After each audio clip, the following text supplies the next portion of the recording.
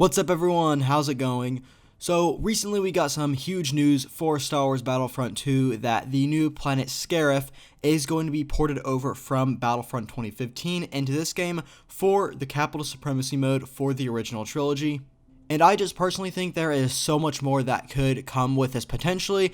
And in this video, I'm going to be going over some of my ideas on things they could add with the Scarif update. So I think I'm going to start off with Empire skins. Now, currently, the Empire has no skins available besides for the officer class, I believe. And if I'm being honest, not a lot of people liked the unmasked officers, or the ones who aren't in their stormtrooper armor.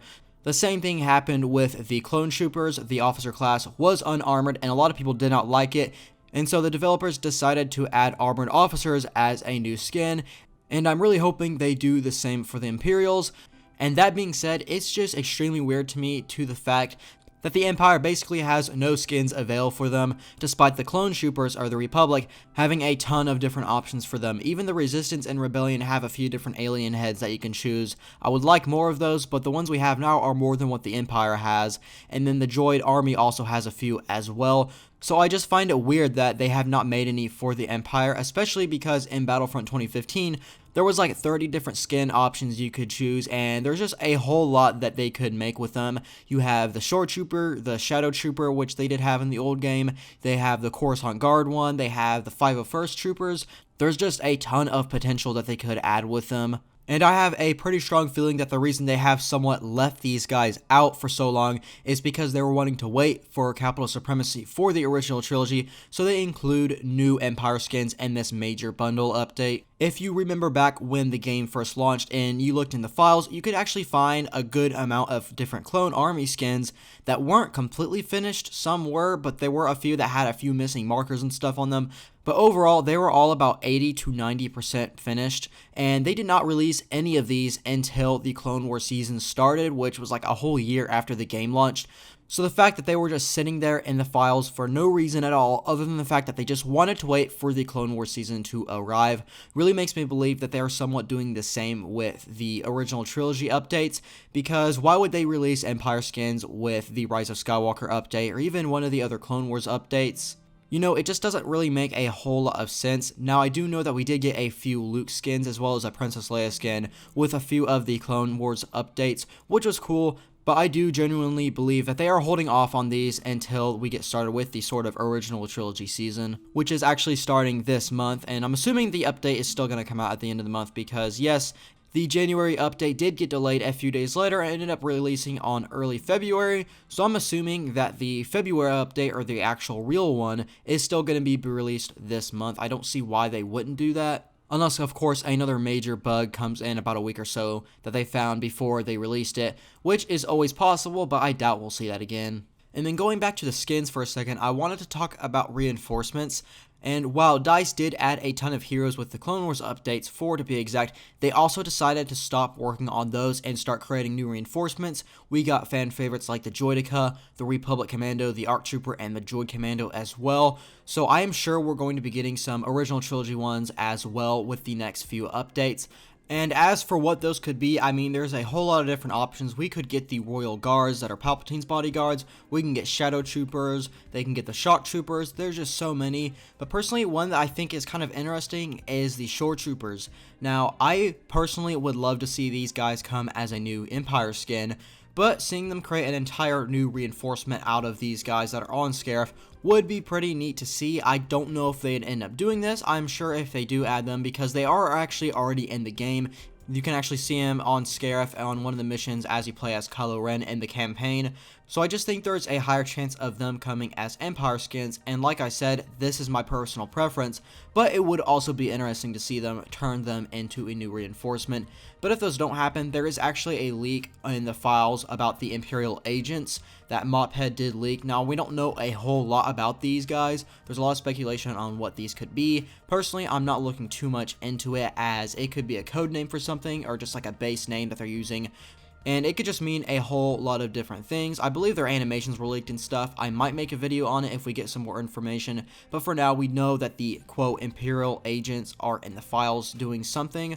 And so that's just something we're going to have to wait on and see. But I'm sure we'll get some real news on them soon. And then as for the Rebel side, the one reinforcement that I have wanted for a very long time now that was featured in the classic Battlefront 2 game was the Bothan Spy reinforcement. Now, these guys were really OP from what I remember. They could turn invisible, they had this weird gas gun on them or something like that. I'm not really too sure, but they were a lot of fun and looked really cool and just really unique, and I'm sure DICE can make them canon again, as they have been able to mess around with it a little bit when it comes to this game. So it'd be really cool to see them come as a sort of infiltrator reinforcement. I think they could work well as for the counter for them on the Empire side, I'm not really too sure. I'm sure there's plenty of different things. Maybe the ShoreTrooper, they could bring that back and they can make him kind of an infiltrator class as well.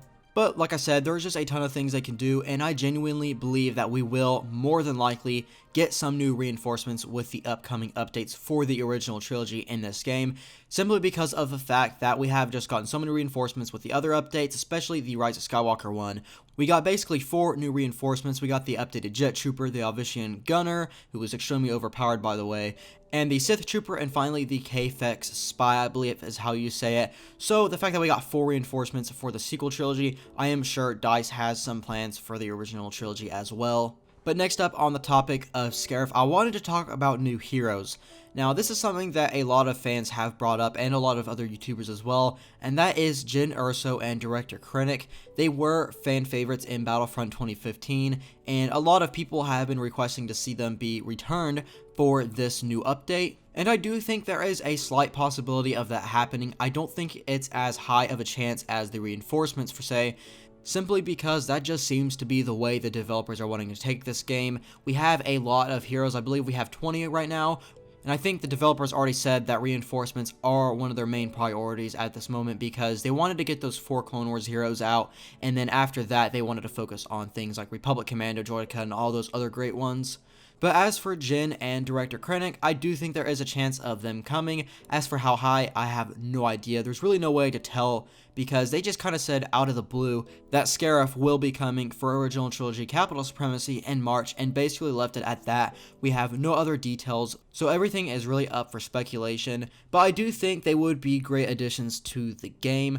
Obviously, they were featured in the Scarif update for Battlefront 2015, and so them being able to port them over would take less work than creating a whole new hero from scratch. But as some of the developers have stated many times, it is still a ton of work to do that, and isn't as easy as a lot of people may have assumed. Personally, I also believe that them porting over heroes was as simple as a few clicks. Not really that easy, but I was with everyone else who thought it was a lot simpler than I think we all really expected.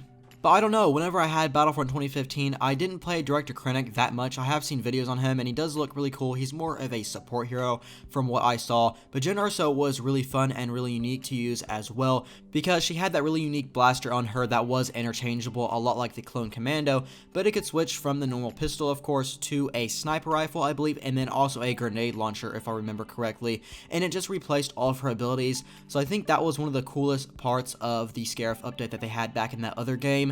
And I do think that they need to add more weapons like that in the game in general for the normal troopers, but that is going to be a whole separate video. I am working on one discussing weapons and all that, so stay tuned for that.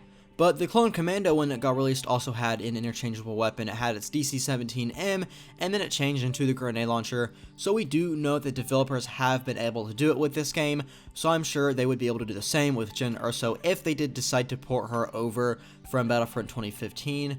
So I don't know, it really is all up to speculation for heroes. Like I said, I think reinforcements have a much greater chance of coming to the game. But let's talk about the final topic on this subject of the Scarif update, and that really is what it could mean for the future for Battlefront in terms of them porting over content. So we do know obviously that Scarif was a fan favorite map from the old game, and people have been requesting it for quite a long time now, and the fact that they did decide to port the whole thing over really has me hoping that they do also have some plans for more maps to be ported over. Personally, my favorite one in the old game was the Bespin one on the Walker Assault map. Someone actually made a whole concept of all the layouts for the command posts on how it could work for Capital Supremacy for this era, and it works really well. The layout of it is absolutely perfect, and they could even bring in the cloud cars, which would be really fun. Unfortunately, starfighters just don't seem to be a thing in Capital Supremacy, which is disappointing to me, but again, that's a whole other subject for a whole other video, which I'll probably make. But Battlefront 2015 had some of the best maps I've played on. Obviously, they looked really good, but they were also laid out really brilliantly for the Walker Assault mode, which is a lot like Galactic Assault, but a little bit more non-linear in a way. I have also seen the community discuss that they really want them to port over Jakku from 2015's map into the new game, because let's be honest, a lot of people do not like the new Jakku planet in Battlefront 2, and reasonably so. I'm not a huge fan of it either. I think it's very linear, and just comparing it to Jakku from 2015, it's just a whole worlds of difference. Also, the Hoth map from 2015 seemed to be a whole lot better than one in this new game. Now, I'm one of the ones who absolutely loves Hoth and Battlefront 2. I don't think it's perfect, but it is one of my favorite maps in the game, and it looks amazing as well. So overall, I do hope they do have some plans to port over some more maps for Battlefront 2015, as they did with Scarif. Obviously, they did pour over Best Spin for Heroes vs. Villains from the old game on the Best Spin Platforms map, and while that was fun, I still would have really liked to see the Walker Assault map get brought into the game, so I'm still holding on hope for that. But that is pretty much going to do it for today's video. Go ahead and comment down below what you guys think about this. Are you wanting more maps to be ported over, or would you rather them take more time to create brand new maps from scratch? Just let me know in the comments down below. But that is pretty much going to do it for today's video. I hope you guys did enjoy. If you did, be sure and leave a like on it, and if you're new, subscribe for more Star Wars news, gameplay, and more, and I'll hopefully see you in the next one.